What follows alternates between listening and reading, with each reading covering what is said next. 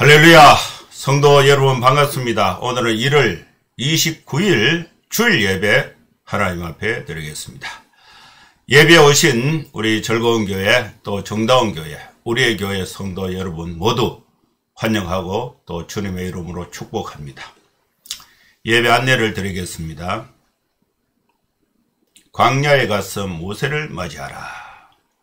하나님께서 두 측면에서 일하시는데 미디안 광야에서는 하나님이 모세와 대화를 하시면서 모세에게 사명을 확인을 시키고 또 반대쪽 애굽 쪽에서 이스라엘 백성들 가운데 아론에게 또 하나님이 지시를 하셔서 광야에서 모세를 만나서 두 사람이 이제 이스라엘 백성을 애굽에서 구출하는 그 사역에 합류시키는 그런 과정이 오늘 본문에 있는 말씀입니다. 예배 순서는 묵도 찬송 240장 교독 사도신경 신앙고백 성경 봉독 설교 찬송 축도하는 순서로 진행을 하겠습니다.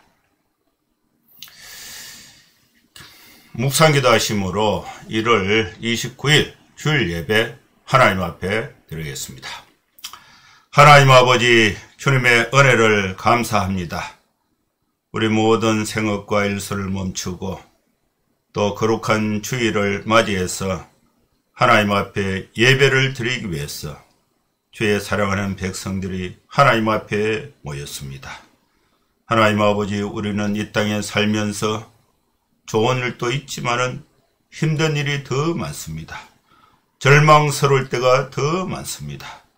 이런 과정에서도 하나님 앞에 은혜를 구하기 위해서 전심으로 주의 이름을 부르고 주 하나님의 이름을 높이고 또 찬양과 경배로 또 말씀을 듣고자 하오니 이 시간에 우리의 심령에 한없는 사랑과 은혜를 베풀어 주셔서 우리 모두 다시금 힘을 얻는 귀한 시간 되게 하여 주시고 이 땅에서 하나님의 백성으로서 하나님의 자녀로서 우리의 사명을 새롭게 인식하고 세상을 하나님의 말씀으로 하나님의 사랑으로 변화시키면서 나도 복된 삶을 살 뿐만 아니라 다른 사람들에게 기쁨의 소식을 함께 나누는 성도의 삶이 되게 하여 주시옵소서. 예수님의 이름으로 기도하옵나이다. 아멘. 찬송가 240장 찬양 드리겠습니다.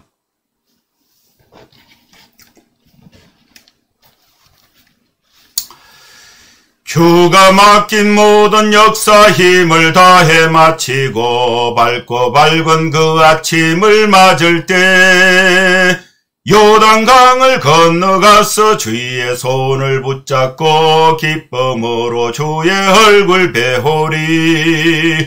나의 주를 내가 그의 곁에 서서 배우며 나의 주를 손에 못자국을 보아 알겠네.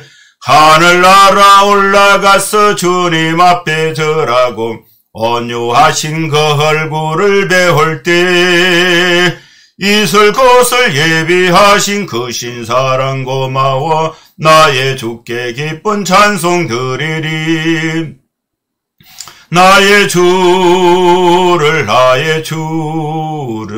내가 그의 곁에 서서 배우며 나의 주를 손에 못자국을 보아 알겠네. 이 세상을 일찍 떠난 사랑하는 성도들 나를 맞을 준비하고 있겠네. 저희들과 한 소리로 찬송 부르기 전에 먼저 사랑하는 주를 배우리. 나의 주를 내가 그의 곁에 서서 배우며 나의 주를 손에 못자국을 보아 알겠네. 영화로운 시온성에 들어가서 다닐 때 흰옷 입고 황금길을 다니며 건거문거 맞추어서 새 노래를 부를 때 세상 고생 모두 잊어버리리. 나의 주를 내가 그의 곁에 서서 배우며 나의 주를 손에 못자국을 보아 알겠네. 아멘. 제 교독문 5번 시편 8편 말씀을 교독하겠습니다. 여호와 우리 주여, 주의 이름이 온 땅에 어찌 그리 아름다운지요. 주의 영광이 하늘을 덮은나이다. 주의 대적으로 말미암아 어린아이들과 젖먹이들의 입으로 권능을 세우시며 이는 원수들과 보복자들을 잠잠하게 하려 하심이니이다. 주의 손가락으로 만드신 주의 하늘과 주께서 베풀어 두신 달과 별들을 내가 보오니 사람이 무엇이기에 주께서 그를 생각하시며 인자가 무엇이기에 주께서 그를 돌보시나이까. 그를 하나님보다 조금 못하게 하시고 영화와 종기로 관을 씌우셨나이다. 주의 손으로 만드신 것을 다스리게 하시고 만물을 그의 발 아래 두셨으니 곧 모든 소와 양과 들짐승이며 공중의 새와 바다의 물고기와 바닷길에 다니는 것이니이다. 여호와 우리 주여, 주의 이름이 온 땅에 어찌 그리 아름다운지요. 아멘. 제 사도신경 신앙 고백 드리겠습니다.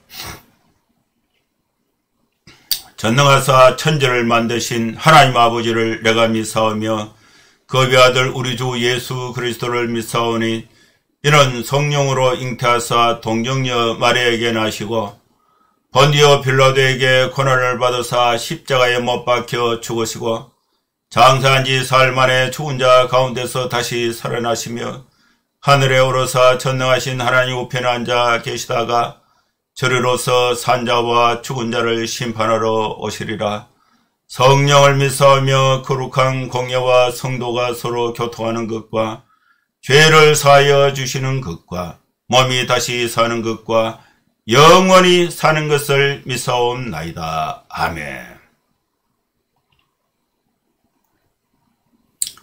이제 하나님 말씀 출애굽기 4장 18절에서 31절 말씀을 봉독하겠습니다. 모세가 그의 장인 이드로에게로 돌아가서 그에게 이르되 내가 애굽에 있는 내 형제들에게로 돌아가서 그들이 아직 살아있는지 알아보려 하오니 나로 가게 하소서. 이드로가 모세에게 평안히 가라 하니라. 여호와께서 미디안에서 모세에게 이르시되 애굽으로 돌아가라. 내 목숨을 노리던 자가 다 죽었느니라. 모세가 그의 아내와 아들들을 낙에 태우고 애굽으로 돌아가는데 모세가 하나님의 지팡이를 손에 잡았더라. 여호와께서 모세에게 이르시되 내가 애굽으로 돌아가거든 내가 내 손에 준 이적을 바로 앞에서 다 행하라. 그러나 내가 그의 마음을 완악하게 한즉 그가 백성을 보내주지 아니하리니 너는 바로에게 이르기를 여호와의 말씀에 이스라엘은 내 아들 내 장자라. 내가 내게 이르기를 내 아들을 보내주어 나를 섬기게 하라 하여도 내가 보내주기를 거절하니 내가 내 아들 내 장자를 죽이리라 하셨다 하라 하시니라. 모세가 길을 가다가 숙소에 있을 때에 여호와께서 그를 만나사 그를 죽이려 하신지라. 십보라가 돌칼을 가져다가 그의 아들의 표피를 베어 그의 발에 갖다 대며 이르되 당신은 참으로 내게 피남편이로다 하니 여호와께서 그를 놓아주시니라. 그때에 모세가 피남편이라 하면 할례 때문이었더라. 여호와께서 아론에게 이르시되 광야에 가서 모세를 맞으라 하심에 그가 가서 하나님의 산에서 모세를 만나 그에게 입맞추니 모세가 여호와께서 자기에게 분부하여 보내신 모든 말씀과 여호와께서 자기에게 명령하신 모든 이적을 아론에게 알리니라. 모세와 아론이 가서 이스라엘 자손의 모든 장로를 모으고 아론이 여호와께서 모세에게 이르신 모든 말씀을 전하고 그 백성 앞에서 이적을 행하니 백성이 믿으며 여호와께서 이스라엘 자손을 찾으시고 그들의 고난을 살피셨다 함을 듣고 머리 숙여 경배하였더라. 아멘.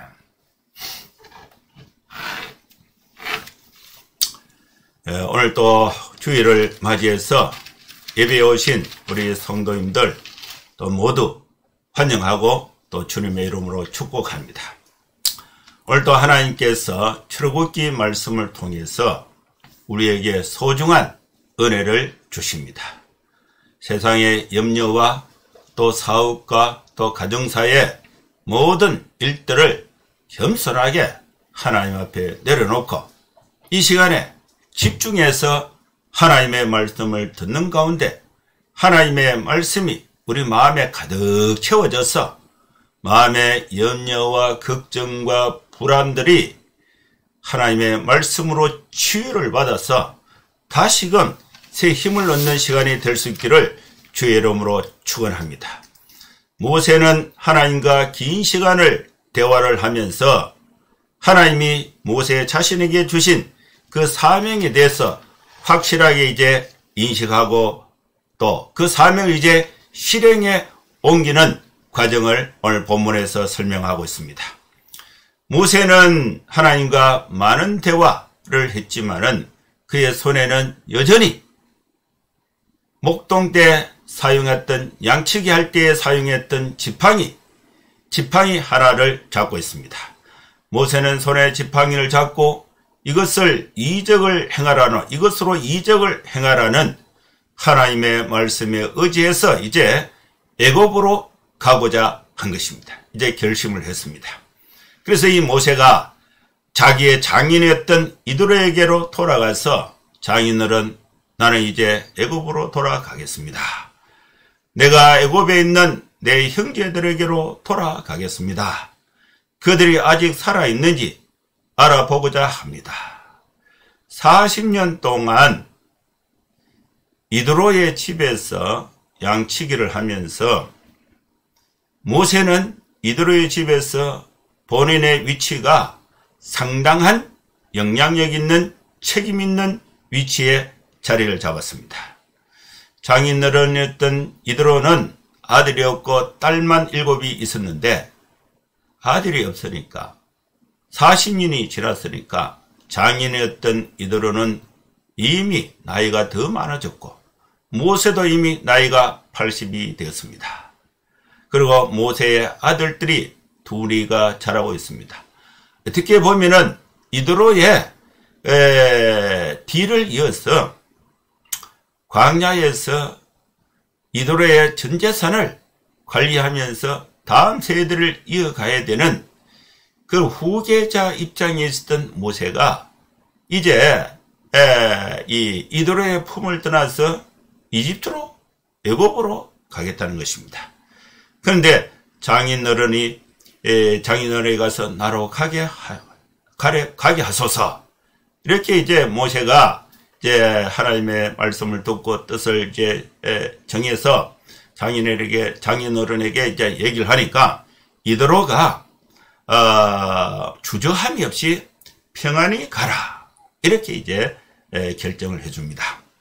모세는 가겠다. 이드로는 가라. 간단한 이 대화가 쉽지가 않는 것입니다. 모세의 입장에서도 쉽지가 않고 이드로의 입장에서도 쉽지가 않습니다. 그러나 하나님의 일을 하려고 하면은 가정사에 개인사에 모든 일을 뒤로 하고 하나님의 말씀에 우선해야 한다는 것을 말씀하고 있습니다. 여러분, 우리는 하나님의 말씀을 들을 때에 내 형편을 보고 이것 때문에 안 되고요, 저것 때문에 안 되고요, 또 이렇게 해서 안 되고요, 이유를 댈 필요가 없어요. 과감하게 하나님의 말씀이 확인되면은 하나님의 말씀을 최우선으로 해서 우선순위를 분명히 해야 하는 것입니다. 자기 삶에 매이는 자는 하나님의 일을 할 수가 없습니다. 주님을 따를 때는 자기 십자가를 지고 따라야 하는 것입니다. 이제 결정을 하고 이도로가 허락을 하니까 여호와께서 모세에게 19절에 계속해서 말씀하십니다. 그 말씀하시는 장소가 미디안인데, 미디안에서 여호와께서 모세에게 주신 말씀은 애굽으로 돌아가라. 모세, 너의 목숨을 노리던 자가 다 죽었다. 여러분, 우리 인간은 유한한 존재입니다. 아무리 권력이 있고 아무리 영향력이 있다 할지라도 그의 생명이 끝나면은 이 세상에서 역할이 끝나는 것입니다. 인간은 죽으면 역할이 끝납니다. 그러나 하나님의 일은 끝이 없습니다. 하나님의 일은 영원한 것입니다. 모세는 미디안에서 애굽으로 돌아갑니다. 하나님의 말씀에 순종해서 길을 떠납니다. 모세가 애굽으로 가기 위해서 미디안 광야에서 이드로의 집을 떠날 때에 모세의 아내 십보라와 두 아들은 나귀에 태우고 애굽으로 돌아갑니다. 그리고 모세는 하나님의 지팡이를 손에 잡았습니다. 하나님의 상징이죠. 하나님은 그 지팡이, 하나님은 모세에게 손에 잡은 그 지팡이를 어떻게 사용하라, 그 사용처를 미리 말씀해 주셨습니다. 그 말씀해 주신 장소가 미디안 광야인데, 모세, 너는 애굽에 돌아가거든 내가 네 손에 준 이적을 바로 앞에서 이 지팡이를 가지고 다 행하라. 그러나 하나님이 바로의 마음을 완악하게 해서 바로가 백성을 곧바로 보내주지 아니할 것이다. 모세, 너는 바로에게 이렇게 말을 하라. 하나님의 말씀에 이스라엘은 내 아들, 내 장자라. 내 아들을 보내주어 나를 섬기게 하라 하여도 바로가 보내주기를 거절할 것이다. 그래서 모세는 하나님이 바로의 아들, 바로의 장자를 죽이라 하셨다 하라 하시니라. 미디안 광야에서 하나님이 모세에게 미리 말씀해 주신 내용이 이 말씀인 것입니다. 이 말씀을 들었던 모세는 이 말을 모세가 듣고 또 미디안에서 하나님으로부터 듣고 애굽으로 길을 갑니다. 길을 가는데 이제 문제가 생겼어요. 애굽으로 가는 길이 하루 만에 가는 게 아니고 며칠을 걸리는데,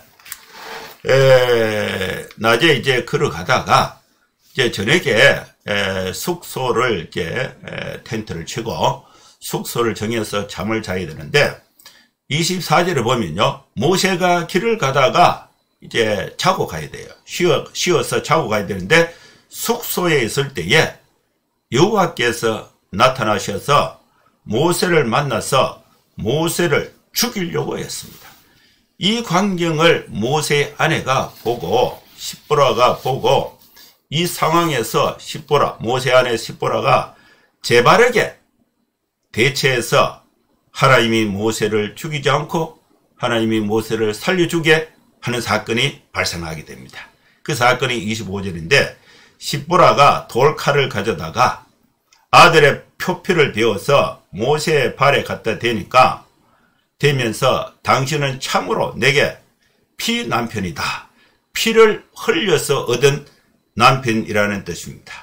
그래서 이 십보라가 아들의 할례를 통해서 아들의 그 할례, 표피를 행함으로써, 표피를 잘라냄으로써, 피를 흘림으로써 남편 모세가 죽임을 모면했다는 의미가 피남편이라는 뜻입니다.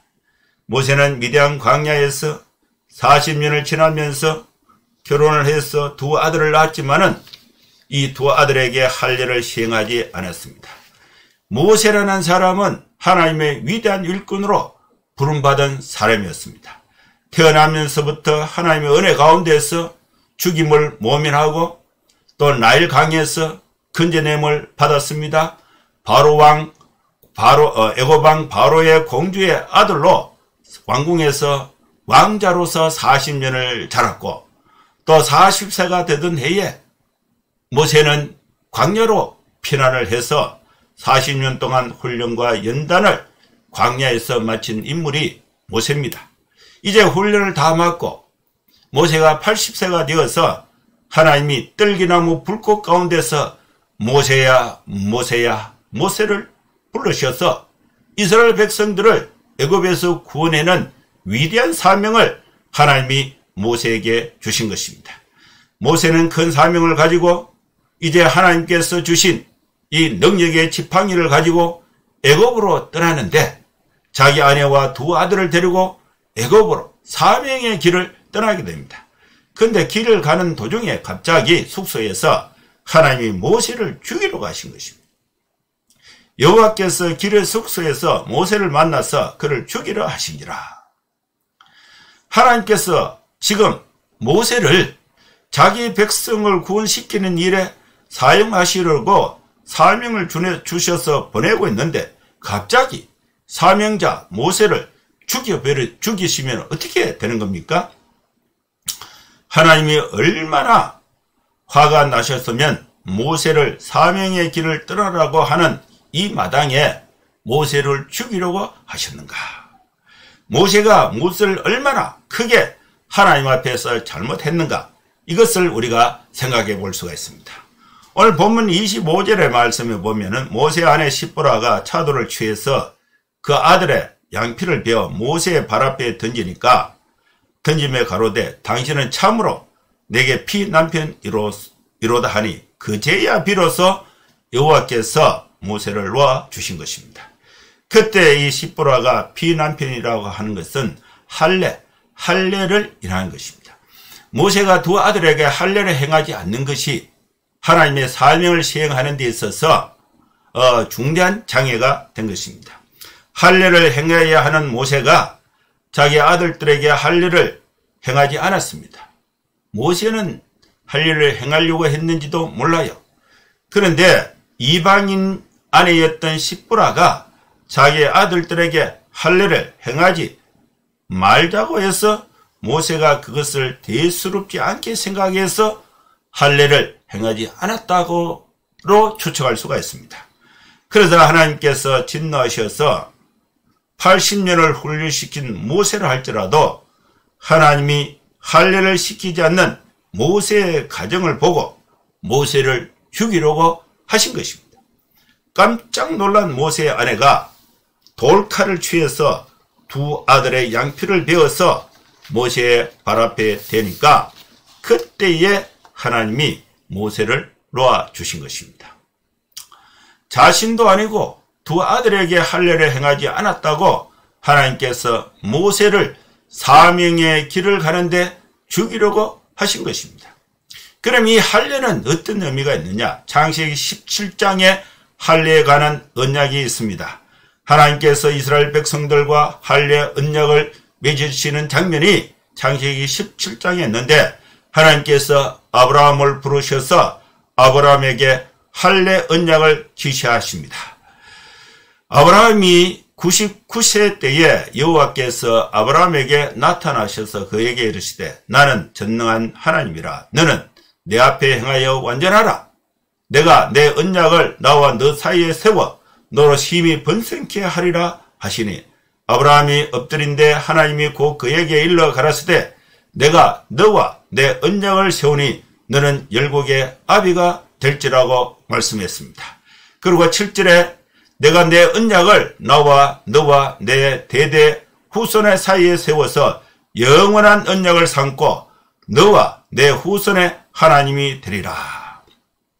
도대체 이 언약의 말씀은 9절에 보면은 창세기 17장 9절입니다. 하나님이 또 아브라함에게 이르시되 그런즉 너는 내 언약을 지키고 내 후손도 대대로 지키라 하시면서 그 언약이 무엇인지 말씀을 하시는데 그 언약이 10절 창세기 17장 10절입니다.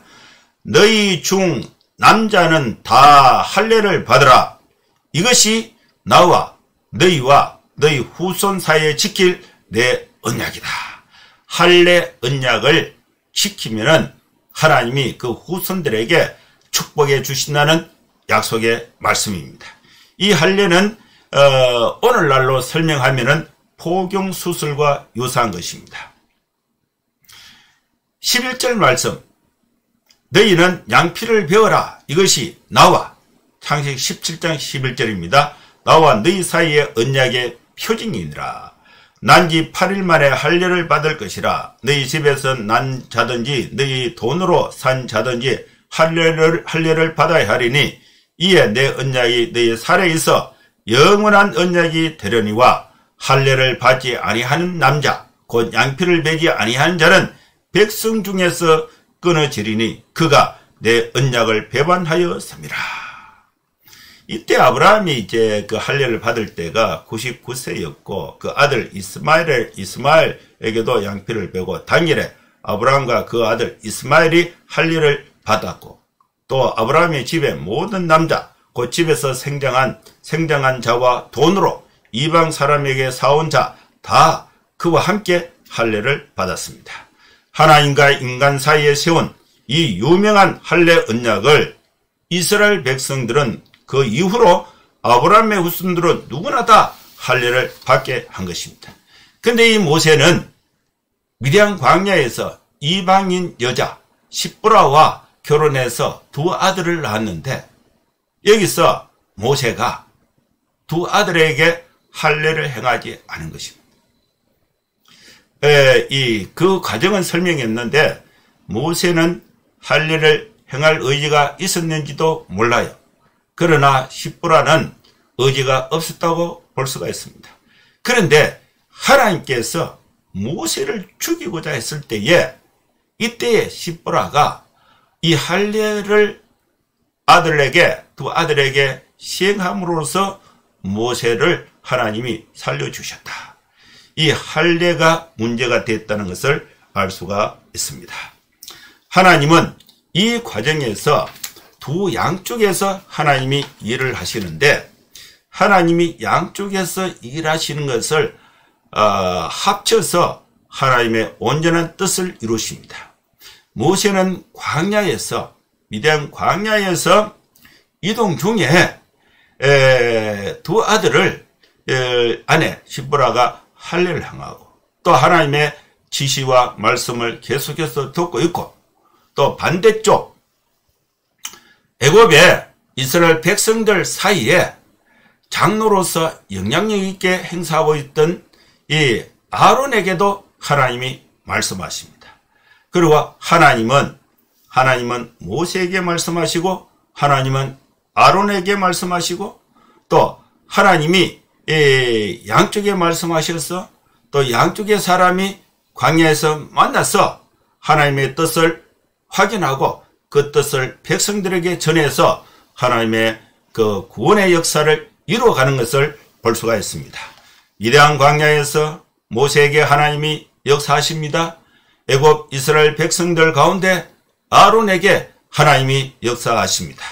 광야에서 모세와 아론이 만나서 하나님의 역사를 이루어 가시는 것입니다. 27절 출애굽기 4장 27절 여호와께서 아론에게 말씀하십니다. 광야에 가서 모세를 맞으라. 아론이 광야로 가서 하나님의 산에서 모세를 만나서 모세에게 입맞추며 서로 인사를 했습니다. 모세는 아론을 만나서 그동안 하나님께서 자기에게 분반 모든 말씀을 아론에게 설명했습니다. 아론은 애굽에서의 이스라엘 백성들의 상황과 또 애굽의 상황을 모세에게 다 얘기했습니다. 그래서 이 모세는 하나님의 편에서 하나님으로부터 들었던 말씀을 아론에게 설명하고 또 아론으로부터 들었던 말을 이제 하나님의 말씀도 이해하게 했고 또 이 하나님의 말씀이 시행될 애굽의 상황도 이해하게 된 것입니다. 그래서 이 상황 파악이 이제 잘 이렇게 이루어지게 된 것입니다. 모세는 아론을 만나서 그동안 하나님께서 자기에게 분반 모든 말씀을 아론에게 설명을 하고 또 아론으로부터 애굽의 상황을 설명을 받았습니다. 모세는 하나님이 분부하신 모든 이적을 아론에게 미리 알려주었습니다.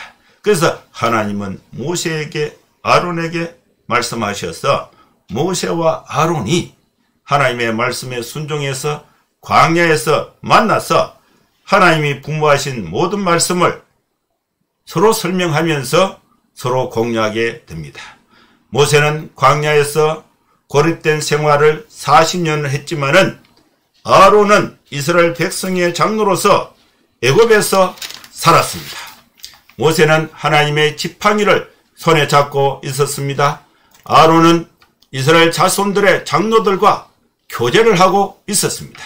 그래서 이 모세와 아론이 이스라엘 자손의 모든 장로를 모으고 여호와께서 모세에게 이르신 모든 말씀을 아론이 그 백성 앞에서 전하고 모세가 이적을 행함으로써 전한 이 말씀이 하나님께로부터 왔다는 사실을 증명하게 된 것입니다. 그 결과로 이제 어떻게 됐느냐? 31절. 이 이스라엘 백성들이 모세가 하나님으로부터 말씀을 받아왔다는 사실을 믿었습니다. 그 믿은 내용이 여호와께서 이스라엘 자손을 찾으신다. 그리고 그들의 고난을 하나님이 살펴주셨다. 이것을 이제 믿게 된 것입니다. 그래서 모세가 하나님의 말씀을 듣고 내가 이스라엘 백성들에게 가서 하나님께로부터 말씀을 받았다. 이렇게 말해도 아무도 안 믿을 것입니다. 이렇게 그 내용이 이제 아론과 협력함으로 인해서 이 사실, 그리고 손에 지팡이에 기적을 행함으로 인해서, 이적을 행함으로 인해서 이스라엘 백성들이 모세가 전한 그 말씀이 하나님으로부터 왔다. 하나님께서 이스라엘 자손을 찾으시고 이스라엘 자손들이 애굽에서 고난받고 있다는 사실을 살펴주셔서 구원하신다는 것을 이제 믿게 된 것입니다. 그래서 이스라엘 백성들이 다 머리 숙여서 하나님을 경배하게 된 것입니다. 하나님의 역사가 시내산, 호렙산, 뜰기나무 불꽃 가운데서 모세에게 시작해서 광야에 아론과 연합하고 아론을 통해서 이스라엘 장로들에게 모든 백성들에게 전해져서 하나님의 구원의 역사가 이제 구체화되고 있는 것입니다. 이 과정에서 우리가 하나님의 은혜를 받고자 하는 것입니다. 모세와 만났던 하나님은 광야에서 하나님이 역사하셨습니다. 아론은 애굽의 삶의 터전을 떠나서 광야에 가서 모세를 만났습니다. 광야는 하나님이 일하시는 곳입니다. 광야는 아무것도 없는 곳입니다. 그러나 하나님은 아무것도 없는 광야에서, 무에서 유를 창조하시는 하나님인 것입니다. 하나님의 역사의 장소는 광야입니다. 모세는 미디안 광야에 살았습니다. 세례 요한은 광야에서 외치는 자의 소리였습니다. 예수님은 광야에서 금식을 하셨습니다. 아론은 광야로 모세를 만나기 위해서 광야로 나아갔습니다. 광야는 인간의 흔적이 없는 곳입니다. 광야는 인간의 도움을 받을 수가 없는 곳입니다. 광야는 황량하기 때문에 자연의 도움도 받을 수가 없는 것입니다. 광야는 눈에 보이는 실체가 없습니다. 그러나 광야에서 하나님이 역사하시는 장소가 바로 광야인 것입니다. 광야는 하나님은 광야에서 일하십니다. 여러분, 하나님은 모세를 부르셨습니다. 광야에서 모세를 부르셨습니다. 하나님은 모세의 동역자 아론과 함께 할 때에 그 아론을 광야로 보내서 모세를 만나게 한 것입니다. 광야에서 모세가 만났던 하나님은 모세는 광야에서 자신이 갖고 있는 아무런 자료가 없이 아무런 역할이 없이 전적으로 하나님을 의지해야만 했습니다. 전적으로 하나님을 신뢰해야만 했습니다. 전적으로 하나님의 말씀에 따라서 살아갈 수밖에 없는 상황이 된 것입니다. 여러분, 우리는 하나님의 말씀의 지팡이가 손에 있습니다.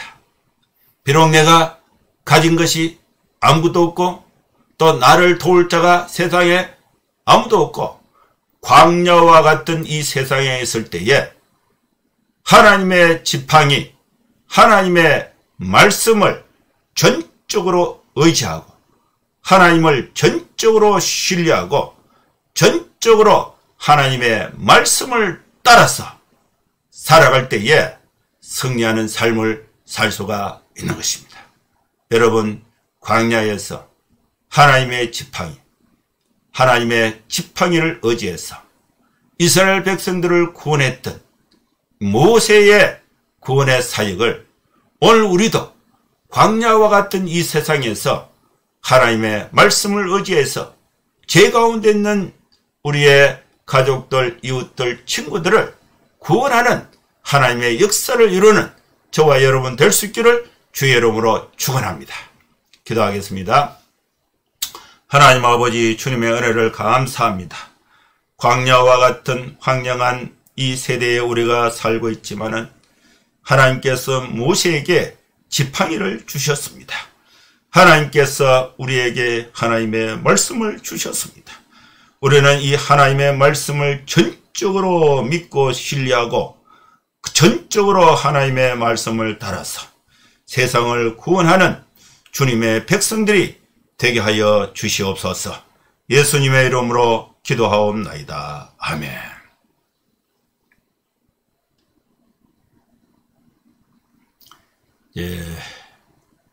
찬송가 502장 찬양 드리겠습니다.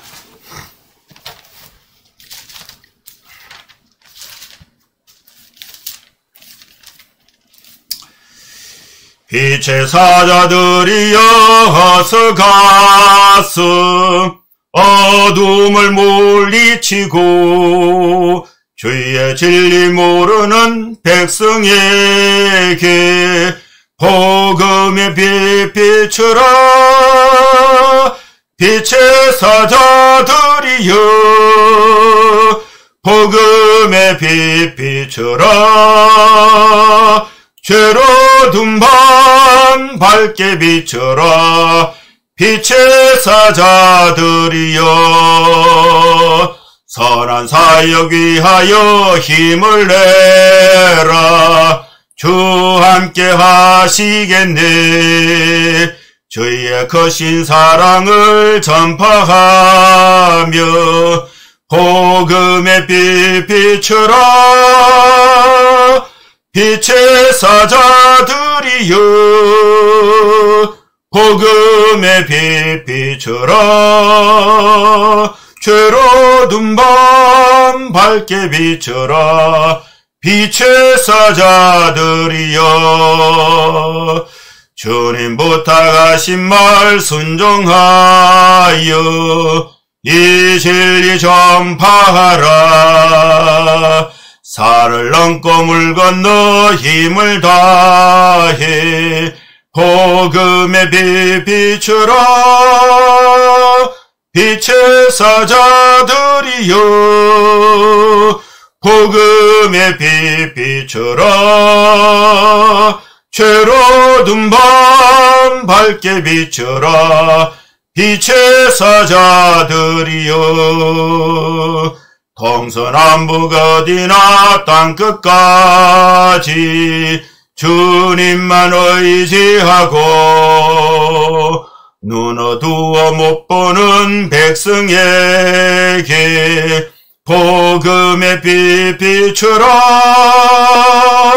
빛의 사자들이여 복음의 빛 비추라.